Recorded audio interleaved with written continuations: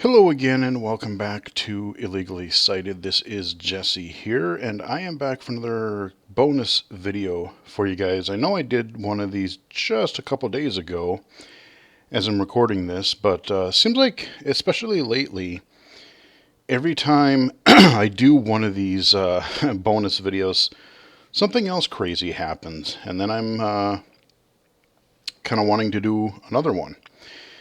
This time, sadly, it's just kind of a bummer topic for this video today. Normally, I wouldn't cover the topic that we're going to do or this type of news in a video, but you'll see why it's important to me anyway shortly. So I always start out with these, just by giving a quick channel update. I know I did one of these a couple days ago, but if, you're seeing this as a channel update, I do unlock videos every Monday, Wednesday, and Friday. Mondays are stream archives, and then Wednesday and Saturdays are everything else. Did I say Friday? If I did, I apologize. But there is a lot of stuff happening on the channel, lots of videos I want to record and have recorded, and things I want to cover. So keep it at that for the channel. What I want to talk about today, as we're looking at the web page in the background here, had some really interesting news today. Actually, it's been one heck of an interesting day for me. Recording this on May the 4th, of course, the, now kind of cheesy but familiar May the 4th be with you, the whole Star Wars Day thing. So that's kind of become a thing. Although it hasn't been as in your face this year, I think, as some of the years past, which is fine with me. I like Star Wars, but, And then a little before 1 o'clock, another interesting thing, I went and got my second vaccine. So yes, I am now fully 5G compatible. Just need to let it simmer a little bit for about 2 weeks, and then I will be really fully 5G compatible. Ha ha ha ha. And yeah, so I got vaccinated for the COVID stuff, so feeling pretty good about that. Haven't really felt any ill effects for the Pfizer vaccine so far. That could change, but I'm hoping that at the very least it'll be mild if it does happen. My arm doesn't even hurt. It did for about the first hour or so afterward, but then it pretty much just feels back to normal now. So cool. So, the day was going good. Then I get home and I see some really surprising news on Twitter. So we're looking at the Giant Bomb web page right now, their front page as of right now. And Giant Bomb being a website and a group of people, more importantly, that I have been following for years now. Probably 15, 20 years or so. I mean, it's been forever. I followed a lot of these people since the GameSpot days of the early, late 90s, early to mid 2000s. But I got this news on Twitter today saying that 3 more people from Giant Bomb, and these aren't just low-level people, these aren't newbies or new hires or anything like that. These are people that have been not only at Giant Bomb, but been in the industry forever, are leaving the site. They're leaving Giant Bomb as of Friday. Friday is their last day. So Brad Shoemaker, Vinny Caravella, and Alex Navarro are sadly all leaving Giant Bomb. Like I said at the beginning of the video, normally I don't cover this type of thing because people leave companies all the time. People change jobs and websites or whatever you're doing. They change constantly. But this one felt pretty impactful for me, actually, for a couple of different reasons. Because partly, like I said, I've been following a lot of these people and their careers for many, many years now. GameSpot days, Giant Bomb, And what's really interesting about Giant Bomb, for those unfamiliar, Giant Bomb is a gaming website. They used to do some gaming reviews, but they really focused a lot more on personality and just kind of enthusiast game coverage. It was a really personality based website, which is kind of what things are turning into now. A lot of what the Giant Bomb crew were doing, even back in the GameSpot days, is kind of what people are doing now when they have YouTube channels and Twitch streams. Because it's more about like, oh, which people do you want to follow? Which people do you want to support on their podcast or video or Patreon? Those types of things. But, I'm not saying that these guys were the first or the only ones to do it back in the day, but they were really one of the major kind of pioneers, some of the major groups that would do this sort of thing before the technology kind of caught up, and now everybody can do it pretty super easily. Like I said, I remember following GameSpot, especially in like the early to mid 2000s. Back then they didn't stream E3 press conferences. They did, I would say, mid to late 2000s they started to. But I remember I probably still have, I was thinking about this actually the other day. Somewhere I probably still have some of the old DVD sets of at least a couple years worth of E3 press conference videos, because not many people had broadband. I was fortunate enough, I was in college, so I did, but cable stuff, that was just starting to kind of really become a thing. But basically, they would make all this E3 coverage, and then, they would release the articles and screenshots, maybe some video clips here and there. But if you really wanted the big real deal, the high-res stuff, about a month or so later, month and a half after E3, you could buy these DVD box sets from IGN and GameSpot. And they would have the press conferences, they would have trailers, they would have interviews, they would have all kinds of cool stuff on them. Literally just dozens and dozens of videos. Oh, how things have changed. But then they really started doing other video content. Once, more people were getting broadband, GameSpot would do some of their, like, on the spot. Was like, I believe every Thursday afternoon. It was like for about an hour and a half, 2 hours, I think it was. And it was just a, show where they would have people come on and demonstrate games. Developers would come in, they would do interviews and demos of upcoming games or recently released games and other types of shenanigans. There was some funny stuff there. But they were doing this when a lot of other websites were really still doing like text reviews and previews and articles and things like that. They were kind of really getting into the video side of things, a little bit of the audio. Then in about 2007, there was this whole spiel where Jeff Gerstmann got let go from GameSpot, and it was partly to do with, everyone thought it was to do with this Kane and Lynch review. You can still go look up, GameSpot Kane and Lynch review, because he just slammed the game. He hated it. But it wasn't just to that. He kind of spoke to it later during some interview a few years back when he was allowed to talk about it more. But so he left, which was, that was really him and Ryan Davis, Brad was there, Alex was there, I believe, and there were a few other people, Ryan McDonald, Rich Gallup hosted the On the Spot and other things. Just a fun group of people. I remember Carrie Guskos was there. Just a lot of people. So like you really started, with these videos and stuff, you kind of got to know the people, and it wasn't just some, random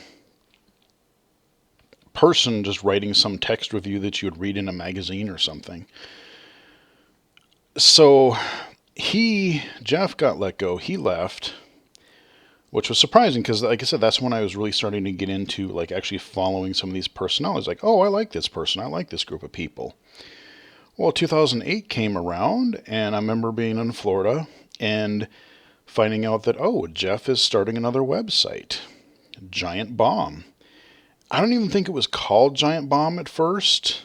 I don't even remember, but it was like a really just straight up, almost like a blog looking web page. Him and Ryan Davis, because he left shortly after Jeff got let go. And him and Ryan started this podcast. It wasn't even the Giant Bomb cast. It was the Arrow Pointing Down podcast is what they were calling it.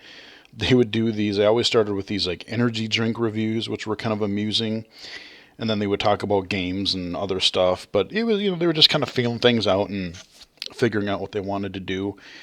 And short way in, they started hiring some of their old crew because more and more people, they didn't like the where GameSpot was going and management and whatever else. They couldn't do what they wanted to do. So again, Alex and Brad and Vinny and Patrick Klepek and just all kinds of people started coming over to Giant Bomb. And the reason that I'm really bringing this up and talking about it is just kind of remembering what the current Giant Bomb or the old and current Giant Bomb is, and why I'm even talking about it on a video is because Giant Bomb is actually, and like a lot of the work that these people have done, really inspired kind of me to start doing what I'm doing right now. If it weren't for them, I probably wouldn't have a YouTube channel. I know other people are doing videos and stuff, but I really liked their sort of personality focused content, just the way they did a lot of their live shows, and especially when they did their quick looks. They started the website, they got things kind of going, and instead of doing traditional reviews all the time, they would take a new game and they would do a quick look, which are these videos that it could be anywhere from 15-20 minutes long to hour and a half, depending on the game and depending on what was called for. And they would it was just a raw, uncut, we're going to turn the cameras on, we're going to turn the game on, and we're going to play this thing as is. We're going to, if things go well, they go well. If we get a glitch, if the game crashes or we get lost or stuck, hey, that's what happens. And I really liked that because, again, there's so many, like when the websites were starting to kind of do these reviews, and even at GameSpot, you could kind of tell like, oh, we have to write this formal script and we're reading from the teleprompter. The graphics in this game are really good. Level 7 was hard, but blah, blah, blah. It's just... It was nice hearing the review and seeing the footage because it was really helpful to see the game footage. But at the same time, I really like the conversational, more informal, let's tell it like it is, not pulling any punches. We're just, hey, we'll show it to you straight up. Sort of a presentation style that they did with these quick looks. I mean, if you go back to the first, I don't remember how many years or how long I did my initial videos where I started covering, covering games. Instead of being low vision spotlights, they were called quick looks, because I did it I couldn't think of any other name to call them. And it was kind of an homage to Giant Bomb. And I kind of thought of it as a general, kind of a generic term, sort of like how people use Let's Play or, walkthrough or any number of these sort of, long play, any of these terms that are used in like YouTube gaming circles and such. But I just felt that, not many other people, I think no one was really using quick look except for Giant Bomb. And so I really didn't want to I didn't want to get in trouble, but B, I wanted to have something that was more unique and more specific to what I was trying to do, which is more focused on accessibility, but keep that similar style. So, like I said, Giant Bomb really helped inspire me to kind of figure out what kind of videos I did, or what kind of videos I would like to do, and how I would like to present information and game coverage, technology coverage on the channel. So Giant Bomb was hugely inspirational to me. And like I said, now the whole industry has kind of come that way. Like I said, you don't go to major websites anymore. You don't go read the daily news. You either get it on social media or you watch somebody's video on Twitch or on YouTube, and you learn about a game that way, or just stuff like that. And it's not a centralized website. You're not just going to IGN or GameSpot or Joystick or whatever. You're following some of that stuff, but you're really starting to follow like individual people. It could be someone as tiny as I am, tiny footprint of coverage as I am. Could be something really, really famous, that's got billions of or millions of followers, but that's kind of what the industry has turned into. Giant Bomb guys were just kind of ahead of their time, and now technology has caught up to the point where everybody can kind of do that style of content. And now you see all of this with Patreon, with podcasts and videos and Twitch streams and whatever kind of content people want to create. So, I mean, it's just, I have a lot of memories over the years with a lot of the people from Giant Bomb, and they're kind of, as people have filtered in and out, because there have been, new hires and people have left over the past few years. Like I said, but everyone from, Jeff and Ryan, God bless, rest in peace, Ryan Davis, because he was really cool dude. I would still love to meet some of these people in person, but I would have loved to meet Ryan Davis and Jeff Gersman and just have a beer with them, chat with them. I would love to have done that, because Ryan just seemed like a really, really cool dude. Still miss him. And it's weird to say that. People are like, well, why do you say that for even a people you've never met, or a website that it's just a website? But yeah, it's like they said later in the Bombcast today. It's like, it's not necessarily about the games. It's about the people. It's about the community that you become a part of, and I totally agree with that. But yeah, I mean, anyone from Jeff and Ryan, Brad, Vinny, Alex, Dan Reichert, Abby Russell, Patrick Klepek,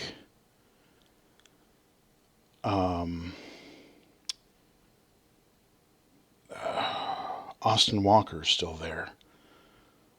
Or Austin, yeah, no, yeah, Austin, but there's been so many people. Like I said, I hate to mention them because I know I'm missing at least one or two people, at least. And then you have the people that aren't even on camera. You have a lot of the people doing the back end website work, keeping the website, the database, the cameras running so that the people who are on camera can do their thing. Because there's a ton of stuff that goes into just making some of this stuff work, and for the longest time, we didn't have things like OBS, so they were doing it with like cameras and, trying to hook cameras into computers and switch between them and all kinds of crazy nonsense. So, yeah, I mean, it's just kind of a shout out video for everybody at Giant Bomb, because I think the two people, or the two people and entities, shall we say, that I think were the most inspirational for me for Illegally Cited are definitely Giant Bomb, and the other one is definitely Ian Hamilton. Those two, I wouldn't be where I am today. I'm still tiny as far as web presence and everything like that, which, is fine. I'm happy with where I am, and, if things get bigger or better or cooler, cool. But I've gotten a lot of great opportunities, especially in the past few years, and um, if it weren't for following this group of people at Giant Bomb, and if it weren't for Ian Hamilton, um, I wouldn't be here talking to you right now, everybody right now. So, just wanted to kind of give a little update on that. Wish everybody luck with whatever happens next. Like I said, Alex, Brad, and Vinny are leaving as of Friday this week. Jeff is still sticking around, at least for now. Um, and it's weird because of the people that were like originally founded the website and who were really on camera personalities. If I remember correctly, he's like the only one left. And I still, like I said, he's still a guy that I really respect in the industry. He's been in it forever. And he's just, really kind of personable guy as well. Like I said, I would still love to meet him and chat with him and have a drink with him at some point if I ever had the chance. But, they even said today, they're like, well, in the next week or two, three, there's going to be more news about where Giant Bomb is going in the future. They're still trying to figure things out because remember, they got bought out. Their management got switched late last year.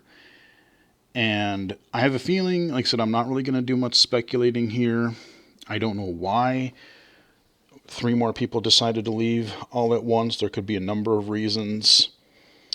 But the staff themselves, they all left on good terms. It wasn't like the staff weren't getting along.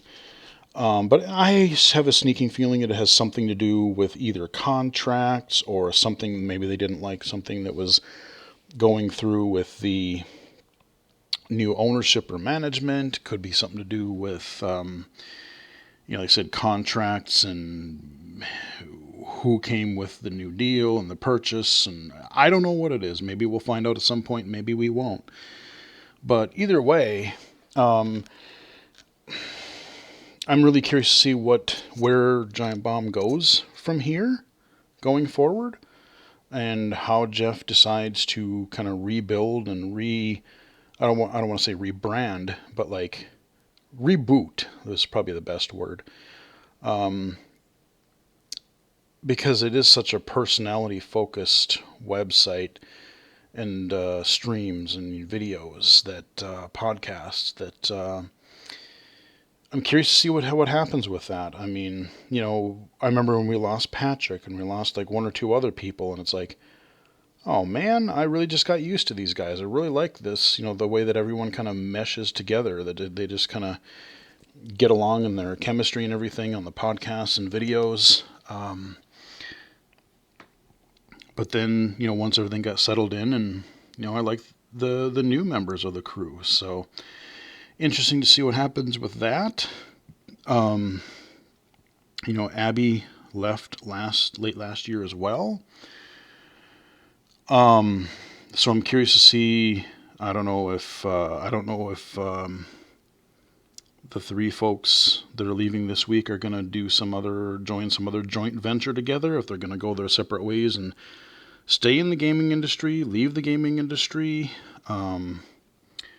I follow all of them on Twitter, so I'm sure I will find out their journey as they figure it out themselves. But and with everybody else, like Abby and whatnot. So, we know Dan left and he's doing some wrestling stuff, which is perfect for him because he's super into that. But yeah, just a huge shout out to everybody at Giant Bomb. It is literally it's the end of an era. I mean, even if Giant Bomb continues, it'll kind of be something new. Basically be a whole new crew, whole new whatever it is. And so I hope it is just as cool, if not cooler, but it is definitely the end of an era. Like, almost most of the old guard is now gone. So best of luck, best of wishes to everybody staying at Giant Bomb, who are leaving Giant Bomb, who have left Giant Bomb. But like I said, hugely inspirational for me doing what I do, and many other people, not just me, but many other people kind of getting into this type of content due to places and podcasts and video sites like Giant Bomb. So that's really all I have to say about that. I mean, I could talk about like favorite videos and favorite podcast things and all that kind of stuff, but like I said, it's just been a lot of different memories. I mean, the end of the year game of the year deliberations, those were really fun.